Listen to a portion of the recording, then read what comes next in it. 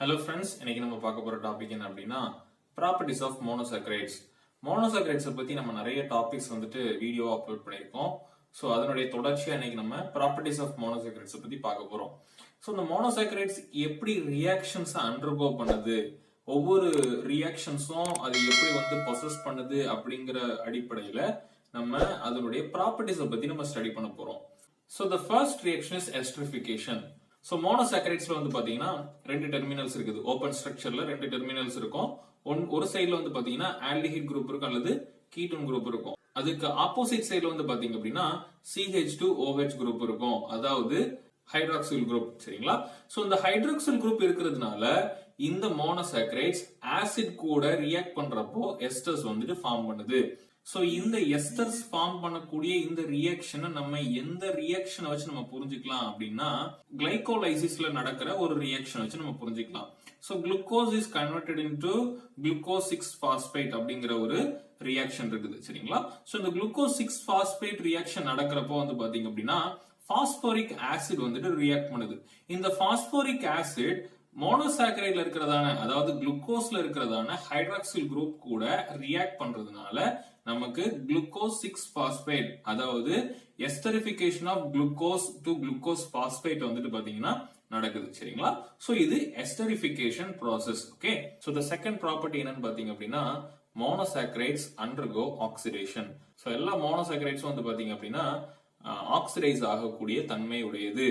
So mild oxidising agent இருக்குது, strong oxidising agent இருக்குது. சரி, இந்த மைல்ட் ஆக்சிடைசிங் ஏஜென்ட்டுக்கு நம்ம எக்ஸாம்பிளா ஒரு மிக்சர் நம்ம எடுத்துக்கலாம்.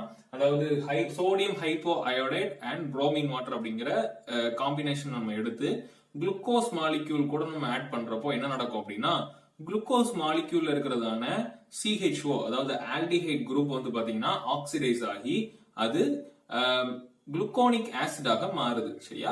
சோ ரெண்டாவது பாத்தீங்க அப்படின்னா ஸ்ட்ராங் ஆக்சிடைசிங் ஏஜென்ட்.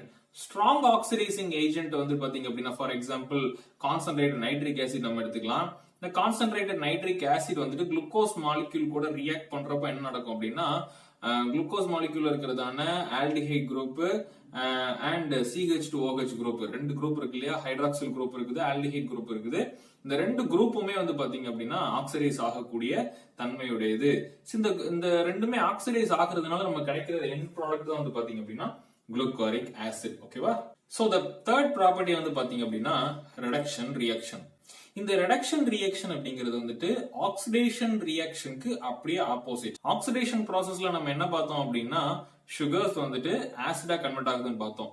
வேற ரிடக்ஷன்ல பாத்தீங்கன்னா சுகர்ஸ் ஆல்கஹாலா கன்வெர்ட் ஆகுது. சோ ஆக்சிடேஷன் ப்ராசஸ்ல பாத்தீங்கன்னா ஆக்சிஜனை கெயின் படுதுன்னு சொன்னோம், ஆக்சிஜன் ஏற்றம் அப்படின்னு நம்ம பார்த்தோம். வேற ரிடக்ஷன் ரியாக்ஷன்ல பாத்தீங்கன்னா லூசிங் ஆஃப் ஆக்சிஜன், அல்லது இன்னொரு டேர்ம்ல நம்ம சொல்லணும் அப்படின்னா கெய்னிங் ஆஃப் ஹைட்ரஜன் மாலிகூல்ஸ் அப்படின்னு நம்ம சொல்லலாம். சரிங்களா? சுகர்ஸ் ஆல்கஹால கன்வெர்ட் ஆகுது இல்லையா? சோ இந்த ப்ராசஸ் பாத்தீங்கன்னா அதனுடைய எண்ட் ப்ராடக்ட் நம்ம என்ன சொல்லுவோம் அப்படின்னா பாலிஹைட்ராக்சி ஆல்கஹால்ஸ் அப்படின்னு நம்ம சொல்லுவோம். அப்படி இல்லைன்னா அதை நம்ம பாலி ஆல்ஸ் சொல்லுவோம். சரிங்களா? Sugar alcohol, polyhydroxy alcohol, polyols, இது எல்லாமே ஒரே டேர்ம் தான் குறிக்குது. சரியா? சோ இந்த டேர்ம் எப்ப நடக்குது? சுகர்ஸ் ரிடக்ஷன் ரியாக்ஷன் அண்டர்கோ பண்றப்போ நமக்கு கிடைக்கிற ப்ராடக்ட் தான் பாத்தீங்கன்னா இந்த சுகர் ஆல்கஹால்ஸ். சோ இந்த குளுக்கோஸ் பாத்தீங்க அப்படின்னா ஹைட்ரஜனேஷன் ப்ராசஸ் அண்டர்கோ பண்றப்போ, அதாவது ரிடக்ஷன் ஆகுறப்போ கிடைக்கிற எண்ட் ப்ராடக்ட் தான் பாத்தீங்க அப்படின்னா குளுசிட்டால், அதை நம்ம சார்பிட்டால் அப்படின்னு நம்ம சொல்லலாம். சோ இந்த ப்ராடக்ட் தான் நம்ம எதுக்கு யூஸ் பண்றோம் அப்படின்னா லோ கேலரி ஸ்வீட்னஸ் தான் நம்ம யூஸ் பண்றோம். சரிங்களா? சோ ஏன்னா அதனுடைய கேலரி வேல்யூ ரொம்ப கம்மி. சரியா? ஹாஃப் த வேல்யூ தான் பாத்தீங்க அப்படின்னா இருக்கும். சரியா? சோ இது பாத்தீங்கன்னா reduction property. Okay. So the next reaction பாத்தீங்க அப்படின்னா ஓசோசன் ரியாக்ஷன். இந்த ஓசோசன் ரியாக்ஷன் நம்ம பயோகெமிஸ்ட்ரியில என்ன சொல்லுவோம் அப்படின்னா கன்ஃபர்மேட்டரி டெஸ்ட் அப்படின்னு நம்ம சொல்லுவோம். சரிங்களா? சோ எதனால அந்த கன்ஃபர்மேட்டரி டெஸ்ட் அப்படின்னு நம்ம சொல்றோம் அப்படின்னா ரெண்டு விதமான காரணம் இருக்கு. ஒன்னு பாத்தீங்கன்னா கொடுக்கப்பட்ட சாம்பிள் ரெடியூசிங் சுகரா நாட் ரெடியூசிங் சுகரா அப்படின்னு டிஃபரன்ஷியேட் பண்றதுக்கு நம்ம பார்க்கணும். ரெண்டாவது பாத்தீங்கன்னா சப்போஸ் நம்ம கிட்ட இருக்கிற சாம்பிள் ரெடியூசிங் சுகர்னா அது எந்த ரெடியூசிங் சுகர் அப்படிங்கறத நம்ம பார்க்கணும். இதை நம்ம எதை பேஸ் பண்ணி பார்ப்போம் அப்படின்னா ஃபைனலா நமக்கு கிடைக்கிற அந்த ஸ்ட்ரக்சரை பேஸ் பண்ணி தான் நம்ம பார்ப்போம். சரிங்களா? சோ அந்த ஓசோசன் ரியாக்ஷன் நடந்து நம்மளுக்கு ஃபைனலா கிடைக்கிற எந்த ப்ராடக்ட் பாத்தீங்க அப்படின்னா அதை நம்ம மைக்ரோஸ்கோப்ல வச்சு பாக்குறப்போ பாத்தீங்கன்னா ஹைலி கலர்டு கிறிஸ்டலைன் ஸ்ட்ரக்சரா நம்மளுக்கு கிடைக்கும். ஒரு ப்ரூம்ஸ்டிக் ஸ்ட்ரக்சராவோ சன்ஃபிளவர் ஸ்ட்ரக்சராவோ அல்லது வந்து பாத்தீங்கன்னா பெட்டல்ஸ் மாதிரியோ நம்மளுக்கு வந்து பாத்தீங்க அப்படின்னா என் ப்ராடக்ட் நமக்கு கிடைக்கும். சரிங்களா?